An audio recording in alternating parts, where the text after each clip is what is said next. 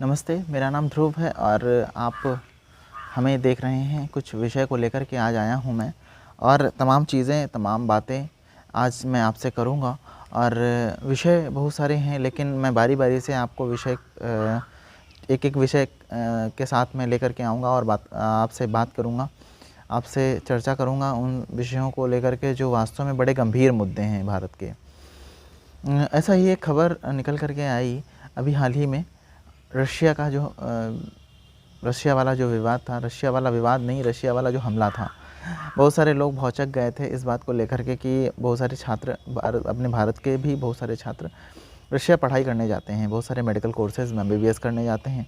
तो हमारे और आपके बीच से भी कोई ना कोई एमबीबीएस करने के लिए शायद गया हो। तो बात है यही कि रशिया में हमला हुआ। रशिया में हमला यह क्यों हुआ, कैसे हुआ, क्या हुआ, क्या वहाँ की सिक्योरिटी अच्छी नहीं है क्या, और इन तमाम चीज़ों के बारे में बारी-बारी से बताऊंगा। और क्या है कि जो यूनिवर्सिटी है, यूनिवर्सिटी में जो हमला जिसने किया वो था कौन, हालांकि ये हमला हुआ कैसे। मैं शुरुआत करता हूँ कि क्या मामला था, क्या माजरा है पूरा। बारी-बारी से मैंने रिसर्च किया, चीज़ों को पाया, और मैं अपने स्तर से चीज़ों को रखने का प्रयास करूँगा। सबसे पहले यदि बात करें, रशिया का कॉलेज था, रशिया की यूनिवर्सिटी थी।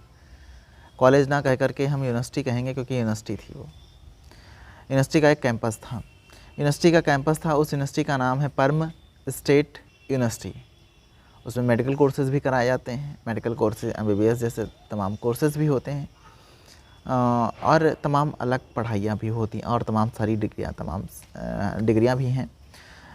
फिर यदि बात की जाए तो बहुत सारे न्यूज़ चैनलों ने 6 लोगों की मौत की खबर दी, और बहुत सारे चैनलों ने 8 लोगों के मौत की खबर दी। पूरी बात ओवरऑल मैं क्लियर कर दूं, मैं उस पर नहीं जाऊंगा कि कितने लोगों की मौत हुई, लेकिन हाँ, ये मोटा मोटा मैं बता देना चाहता हूं कि 6 से 8 लोगों के बीच में किसी बच्चों की, छात्रों की मौत हुई है। हालांकि सबसे बड़ी दुख शायद अपने भारत के कुछ बच्चों को, कुछ छात्रों को और कुछ पेरेंट्स को होगा जो जिनके बच्चे रशिया में पढ़ाई करने जाते हैं। हालांकि मैं आपको बता दूं कि आप भारत का कोई भी नागरिक, कोई भी बच्चा, कोई भी छात्र हताहत नहीं हुआ है। यह जानकारी भारत की एम्बेसी ने दी है। तो यह पुख्ता जानकारी है, क्योंकि न्यूज़ चैनल्स तो बहुत सारे बहुत कुछ बता रहे थे, लेकिन मैं उन न्यूज़ चैनल्स पर ना जा करके भारत की एम्बेसी की रिपोर्ट देखी, तो भारत की एम्बेसी ने ये पूरी तरीके से बता दिया कि कोई भी छात्र भारत का हताहत नहीं हुआ है। हालांकि ये घटना हुई क्यों, और ये घटना कहाँ की है, रशिया में, इस पर मैं आगे बढ़ूँगा। रशिया की देखिए क्या है कि ये देखिए, जो रशिया है, रशिया क्षेत्रफल की दृष्टि से विश्व का सबसे पहले नंबर का देश है। ठीक है, पहले नंबर पे माना जाता है, और पहले नंबर पर आता है। यह रशिया की एक पर्म यूनिवर्सिटी है जो कि मेडिकल कोर्सेज और तमाम कोर्सेज कराती है। तमाम सारे जो छात्र हैं इस यूनिवर्सिटी में पढ़ाई करने जाते हैं। पर्म मेडिकल यूनिवर्सिटी के नाम से ही जानी जाती है, बहुत फेमस है। यदि हम बात करें तो जो रशिया का ये कॉलेज है, ये यूनिवर्सिटी है, इसके तमाम सारे नाम भी हैं। पर्म यूनिवर्सिटी है, पर्म मेडिकल यूनिवर्सिटी है, पर्म स्टेट मेडिकल यूनिवर्सिटी भी कहा जाता है। इसे तमाम तरीके से नमाजा जाता है इसको। यदि भारत से बात करें तो रशिया में पढ़ाई करने 4500 व्यक्ति प्रतिवर्ष जाया करते हैं। प्रतिवर्ष की बात करें तो प्रतिवर्ष 4500 व्यक्ति जाते हैं, लेकिन 4500 व्यक्ति में से 90% छात्र जो होते हैं वो मेनली मेडिकल सेक्टर से ही होते हैं। उन्हीं 90% छात्रों में से कुछ छात्र इस यूनिवर्सिटी में भी जाते हैं। तो कुछ छात्र मेडिकल की इस यूनिवर्सिटी में भी भारत के थे जब हमला हुआ, लेकिन उनको कोई नुकसान नहीं हुआ, और उस कैंपस में नहीं हुआ है हमला। ठीक है, तो रशिया क्या है कि देखिए, सबसे बड़ी चीज़ क्या बताऊं कि बहुत सारे बच्चे मेडिकल की पढ़ाई करने जाते हैं, और क्या होता है कि ये जो बच्चा था ये भी उसी मेडिकल यूनिवर्सिटी का ही छात्र था। इसी मेडिकल यूनिवर्सिटी का छात्र होने के नाते से पता नहीं कैसे क्या वहाँ पे उसको गन मिली, और वो जब बाहर से आ रहा था गन लिए, तो वहाँ के छात्रों ने जब देखा, वो फर्स्ट फ्लोर पर कुछ छात्र बैठे थे, अपनी खिड़कियों से देखा कि कोई बंदा जल्दी जल्दी आ रहा है और गन लेकर के आ रहा है गन। और जब उन्होंने, तो वो काफ़ी डर गए बच्चे, और कुछ बच्चों ने छलांग उसी छत से लगा दी नीचे की ओर। उसमें बच्चियाँ भी थी, बच्चे भी थे, और तमाम लोगों ने अपनी जान कैसे भी बचाने का प्रयास किया और बच गए। लेकिन जैसे वो अंदर घुसा और वो फायरिंग करने लगा, 6 से 8 लोगों की मौत हो गई। ये प्लान उसके दिमाग में, उसके जहन में काफ़ी दिन से चल रहा था। मैं आपको बता दूं कि जब उससे पूछा गया, वो जब क्या हुआ कि जब वो अंदर गन लेकर के घुसता है, तब वो फायरिंग करने लगता है और वो चिल्लाता है कि I am not a terrorist, I am not terrorist, वो चिल्लाते हुए अंदर घुसता है। और तमाम चीज़ें हैं जो वो बंदा कहते हुए घुसता है कि मैं कोई आतंकवादी नहीं हूँ, आई एम नॉट टेररिस्ट। तो लोगों को पता चल जाता है, फिर लोग जान भी जाते हैं कि वो उसी यूनिवर्सिटी का छात्र था। उसकी प्लानिंग बहुत दिन से चल रही थी, उसकी प्लानिंग काफ़ी दिन से चल रही थी कि मैं किसी को कुछ हताहत करूँगा ज़रूर। शायद देखिए क्या होता है कि जब आप टेंशनाइड होते हो तो आप कुछ गलत कदम उठा लेते हो, लेकिन आपको ये भी नहीं पता होता है कि हम गलत क्या हैं, हम सही क्या कर रहे हैं। तो रशिया में मॉस्को से लगभग 1100 किलोमीटर पर यह यूनिवर्सिटी स्थित है। तो क्या है कि ये सारी घटनाएं हुई। फिर उसके बाद इंडियन एम्बेसी ने सारी चीज़ें बता भी दी कि कोई बच्चा नहीं मरा है और अपने वहाँ का कोई हताहत नहीं हुआ। कहानी 4 महीने के पहले की मैं बताऊं, कुछ ऐसी ही कहानी घटी थी रशिया में पहले भी। कजान नाम का एक देश है, क्षमा करें, कजान, वो रशिया देश में कजान नाम का एक प्लेस है, जो कि जहाँ पर भी गोलीबारी एक छात्र ने गोलीबारी की और 8 बच्चों को घायल कर दिया। 8 छात्रों को स्कूल के अंदर घायल कर दिया। उनमें से टोटल 13 लोग मर गए बाद में, लेकिन उसमें से 8 लोग तो ऑन द स्पॉट मर गए थे उस टाइम, 4। तो हालांकि जब पुतिन के पास ये खबर पहुंची तो पुतिन ने इसकी पूरी जानकारी ली, कमेटी गठित की और इसकी जांच करने के लिए बोला। पुतिन जब जांच हुई तो उन्हें तब उसमें निकला कि बच्चे जो थे वो छोटे उम्र के थे और पता नहीं कैसे उनको गन मिल गई। और गन के, अरे सबसे बड़ा प्रश्न ये भी उठता है कि क्या गन आसानी से मिल जाती है रशिया में? ये भी, इसके बारे में मैं आगे बात करूँगा कि कैसे कैसे मिलती हैं गन्स। तो वहाँ पर रशिया में ये है कि 18 वर्ष से नीचे आप गन नहीं ले सकते हो। जैसे कि भारत में भी रूल्स हैं गन के, तमाम सारे रूल्स हैं। मेंटल स्टेबिलिटी टेस्ट भी होता है, मानसिक टेस्ट भी होता है, ठीक है। तो रशिया में भी ऐसे ही चीज़ें हैं। पुतिन ने जब ये सारी चीज़ें की तो 4 महीने पहले क्या हुआ कि एक घटना और मैं बताऊंगा 2019 की, जो कि रशिया की ही है, रशिया की चर्चित घटना है। रशिया में क्या हुआ था कि 2019 में एक बच्चा था, उसने शूट किया, और शूट ये किया कि वो पूरी घटना अमेरिका से प्रेरित थी। अमेरिका से प्रेरित इस प्रकार थी, हालांकि पुतिन ने अपने बयान में ये भी कहा था कि चाइना को दोषी ठहराया है, क्षमा करें, अमेरिका को दोषी ठहराया है, और अमेरिका से कहा है कि आपके वहाँ का जो ये सिस्टम है, वहाँ के सिस्टम को देखते हैं बच्चे, और उसी से लोगों ने प्रेरणा ली है और गलत प्रभाव पड़ा है बच्चों पर, क्योंकि अमेरिका में बहुत आसानी से गन्स मिल जाती हैं। और ये गन्स तो आम बात है, मतलब गन्स सिंपल तौर पे लगभग यदि बात करें तो हर व्यक्ति के पास गन है, 1 से 2 गन हैं सबके पास, और सिंपली आराम से वहाँ पे गन अवेलेबल हो जाती है। मैं आगे बताऊँगा कि कैसे अमेरिका में गन्स अवेलेबल होती हैं, ठीक है। तो इस यूनिवर्सिटी में 12,000 सीट्स हैं, मैं आपको ये भी बता दूँ। तो पुतिन ने जब इस पर जांच की, बैठक बैठाई, तो उसमें पता चला कि वो छोटा बच्चा था, उसको गन मिल गई कहीं से और वो बड़ा परेशान था, तो उसने शूट किया। वो बहुत दिन से प्लानिंग कर रहा था कि मैं कोई भी शूट करूँगा अच्छा खासा, जिससे मैं फेमस हो जाऊँ, तमाम चीज़ें हैं, मतलब लोग क्या क्या करते आते हैं। अब कोरोना के 4 महीने के बाद की बात है, पुतिन ने जब बैठक के बाद पुतिन ने अपने गन यूज़ करने के नियमों में बदलाव कर दिया। गन यूज़ करने के में बदलाव ये किया कि 18 वर्ष से जो ऊपर के व्यक्ति थे उनको गन मिल जाती थी, लेकिन अब यह उम्र 21 वर्ष कर दी गई है। 21 प्लस वालों को ही गन मिल पाएगी, और किन लोगों को गन मिल पाएगी यह भी आप सुन लीजिए। केवल 2 टाइप के व्यक्तियों को गन मिल पाएगी, या तो वो एथलीट्स हैं, क्षमा करें, या तो वो खिलाड़ी हैं, कोई स्पोर्ट्समैन है या शूटर हैं।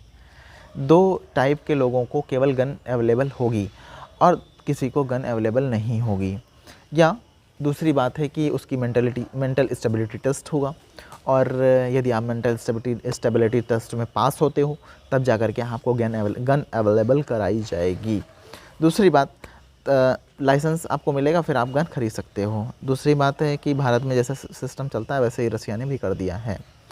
अब क्या अमेरिका की तरह रशिया में भी आसानी से गन्स अवेलेबल हो जाती हैं, यह प्रश्न आपके दिमाग पर छाया होगा। नहीं जी नहीं, ऐसा नहीं है। रशिया की रूपरेखा अलग तरीके से है, लेकिन अमेरिका एक अलग तरीके से काम करता है। अमेरिका यदि सैन्य शक्तियों की बात करें तो काफ़ी ज़्यादा कहाँ काफ़ी बड़ी सैन्य शक्ति है। मैं सैन्य शक्ति पर भी एक अमेरिका का वीडियो बनाऊंगा। यदि आपको देखना है तो आप कमेंट बॉक्स में लिख कर भेज दीजिएगा, सेंड कर दीजिएगा मुझे कि आपको भी अमेरिका की सैन्य शक्ति पर वीडियो चाहिए। मैं आगे इस सैन्य शक्ति के बारे में चर्चा करूँगा अलग वीडियो में, ठीक है। तो क्या है, अमेरिका को रशिया ने इसका जिम्मेदार ठहराया। दूसरी बात है कि यदि बात करें अमेरिका की, तो अमेरिका में 100 लोगों के पास लगभग 120 गन्स अवेलेबल हैं आज की डेट में। तो बहुत ज़्यादा गन्स, मतलब मारा मारी है। यदि अमेरिका की बात करें तो अमेरिका में वॉलमार्ट्स हैं। वॉलमार्ट्स का नाम आपने सुना ही होगा। वॉलमार्ट्स हैं तो वॉलमार्ट्स में आप सीधे जाइए, परचेज़ करिए गन, 2, 4, 5, 10, 15, 20 जितनी भी गन्स लेना चाहें आप ले सकते हो। और सिंपली तौर पे गन्स वहाँ पर अवेलेबल हो जाती हैं। सीधे परचेज़ करिए, कैश पेड करिए, कोई भी रूल्स रेगुलेशन, और वो गन्स जो आर्मी के पास हैं गन्स, वो अवेलेबल हो जाती हैं। तो आप सोच सकते हो कि कितनी आसानी से गन्स अवेलेबल हो जाती है। तो वहाँ पर आम है ये सारी चीज़ें, गन्स को रखना आम है। और मतलब क्या है, गन का कल्चर बहुत ही तेज़ है अमेरिका में। यदि क्या बताऊँ कि जैसे कि क्या होता है, हमारे बीच बहुत सारे बच्चे होते हैं जो, जैसे कि आज बेरोज़गारी बहुत बढ़ चुकी है। बेरोज़गारी में क्या बताऊं कि जैसे बेरोज़गारी का स्तर बहुत चरम पर है और लोग टेंशनाइड होते चले हैं। पता, इस मेंटल स्ट्रेस इतना बढ़ गया है, मेंटल स्ट्रेस की तो बात करो तो मतलब इतना बढ़ चुका है कि लोग परेशान हैं। रूम पर बैठ करके, घर पे बैठ करके एक रूम के अंदर बंद कर लेते हैं अपने को बच्चे, और फिर क्या करते हैं उनके माता पिता भी नहीं जानते हैं। और सबसे बड़ी चीज़ है, इन सब लोगों को किसी दूसरे व्यक्ति की ज़रूरत इसीलिए होती है कि हाँ, वो अपनी बातों को शेयर कर सकें। क्या होता है, आजकल के माता पिता भी इतना बिज़ी हो चुके हैं कि अपने बच्चों की बात भी नहीं सुनते, और बात सुनने का मौका भी नहीं है उनके पास कि बच्चे के साथ आजकल सिलसिला क्या चल रहा है, वो कहीं परेशान तो नहीं है, कोई समस्याएं तो नहीं हैं। अब बच्चा क्या करता है कि एक दिन कोई कांड कर देता है, तब माता पिता घुस कर के सामने आते हैं, या कहीं कोई बड़ी घटना घट जाती है, तब माता पिता की आंखें खुलती हैं कि अरे ये क्या हो गया। लेकिन वो कभी ये नहीं सोचते हैं कि बच्चों से शेयर किया जाए कि उनकी समस्याएं क्या हैं, उनके बारे में पूछा जाए कि बेटा क्या है, कोई समस्या तो नहीं है। तो बच्चे अब आज के समय में बच्चे पता है बहुत स्ट्रेस में चले आ रहे हैं, फ़ोन से जुड़े रहते हैं हमेशा से, और कहीं ना ही खेलना कूदना, ना ही कुछ पबजी और तमाम प्रकार के गेम्स जो हैं वो मोबाइल पर अवेलेबल्स रहते हैं। तो 24 घंटे बच्चे यही किया करते हैं, और कोविड में तो बहुत सारे लोग स्ट्रेस में चले गए। तो मैं आगे भी एक वीडियो बनाऊंगा इन्हीं सब चीज़ों पर ले करके, आप आगे देखिएगा।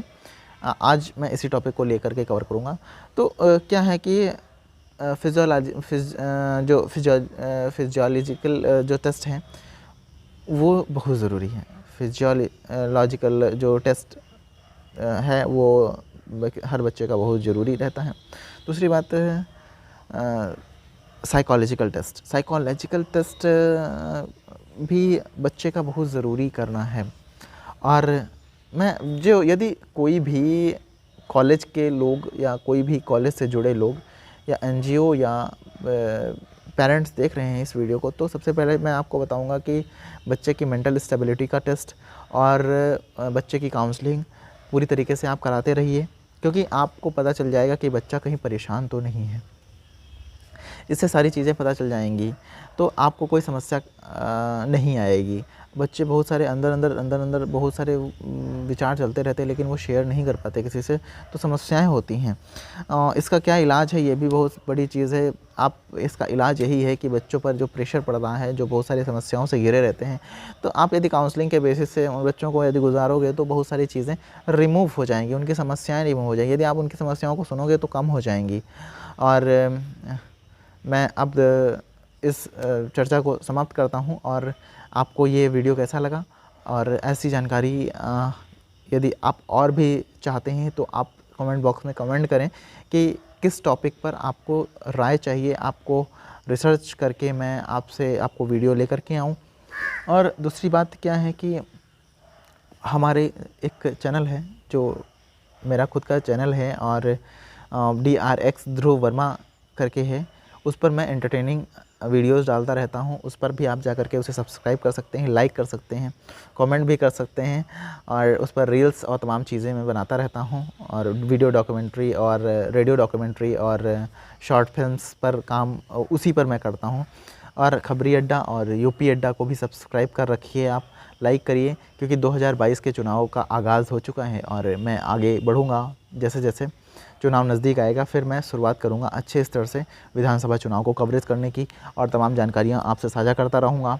और आप बने रहिए, बड़ों का सम्मान करिए, छोटों को प्यार दीजिए, सबका हित करिए, और अपनों का ख्याल रखिए। तब तक के लिए धन्यवाद। जय हिंद, जय भारत।